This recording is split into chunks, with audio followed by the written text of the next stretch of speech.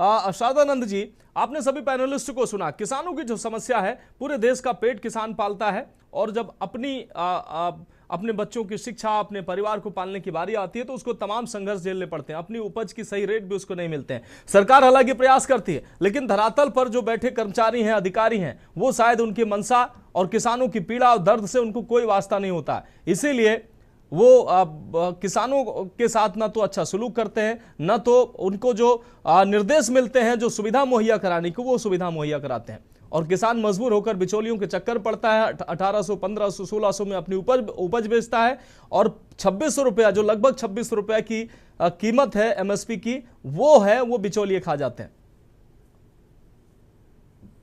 बहुत पुराने कवि हैं जी, उनकी 2 लाइन की कविता है, मैं सुनाता हूँ। पाखंडी रहे छाव में, घामे में जरी हम, जलपान करें नेता, भुगतान करी हम। भारत के किसानन का हाल तनी देखा, गेहूं का धरे दिल्ली, भूसा का धरी हम। बहुत शानदार मामला यह है जी कि जो लोग किसानों की बात करते हैं और जो लोग दिल्ली और लखनऊ में किसानों के नेता हैं जी, वो लोग किसान हैं या नहीं है, पहला प्रश्न ये उठता है। जो पार्टियां किसानों का नेता प्रमोट करती हैं, मैंने बड़े नजदीक से देखा है कि कोई हीरे का व्यापारी है तो कोई पेट्रोल पंप चलाता है, कोई गैस एजेंसी चलाता है, तो वो किसानों की बात अंदर जाके नहीं करता। वो कहता है कि एक पेट्रोल पंप चल रहा है, दूसरा का ठेका दे दो जी। जो आदमी हीरे का व्यवसायी है वो कहता है गुजरात में थोड़ा बात करा दो।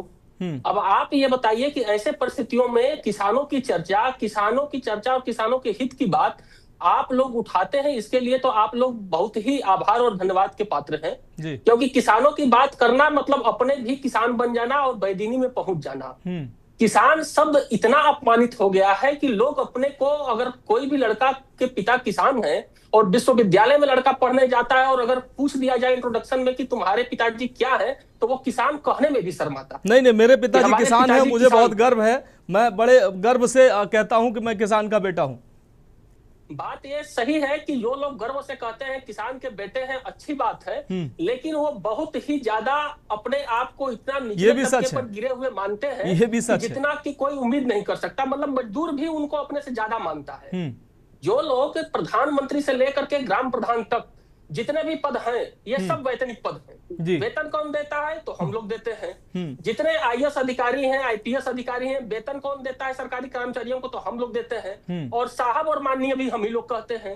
तो ऐसी गुलामी झेलते झेलते किसान अपना इतना बेदीन हो गया कि वो अपने शब्द भी, अपने अल्फाज भी नहीं कह पाता। जो जाता है हाथ जोड़े खड़ा है। एमएसपी तय करेगा दिल्ली, कलम हम बनाएंगे, फैक्ट्री में कलम का रेट तय करेंगे हम। ये दुविधाएं कब खत्म होंगी? आप जो सामान खाते हैं 24 घंटे में जिसकी नीड है, उसका रेट दिल्ली तय करेगा जी। और जिसका कलम का नीड है कि वो हो सकता है 10 दिन बाद हमारे जेब से निकले और हम कहीं साइन करें, उसको आप लोग अपने हिसाब से रेट तय करते हैं। तो मामला ये फंसा है कि जब दिल्ली, लखनऊ और किसान इन तीनों के बीच समन्वय स्थापित और वो भी विभेद को मिटा करके नहीं होगा, तब तक ये काम नहीं होगा। किसान एक इमोशन है। भारत का किसान खेती छोड़ दे तो लोग भूखे मर जाए। और भारत ही नहीं बल्कि भारत पर निर्भर वो देश जिन देशों को खाद्यान्न भारत से सप्लाई होती है। यूक्रेन और रसिया का युद्ध चल रहा है और पूरे विश्व में गेहूं के लिए हाहाकार मचा है। भारत सप्लाई बंद कर रहे तो कितने लोग रोटी के बगैर तरस जाएंगे।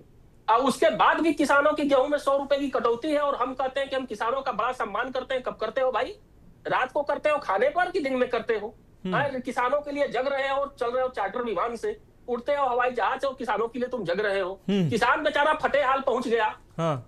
और किसानों की हालत यह है कि गांव के किसानों को खेत से लेके दवाई से लेके सिंचाई, पढ़ाई, उसके बाद शादी विवाह। शारदानंद जी, किसानों की बात करने वाले, किसानों की पीड़ा जाहिर करने वाले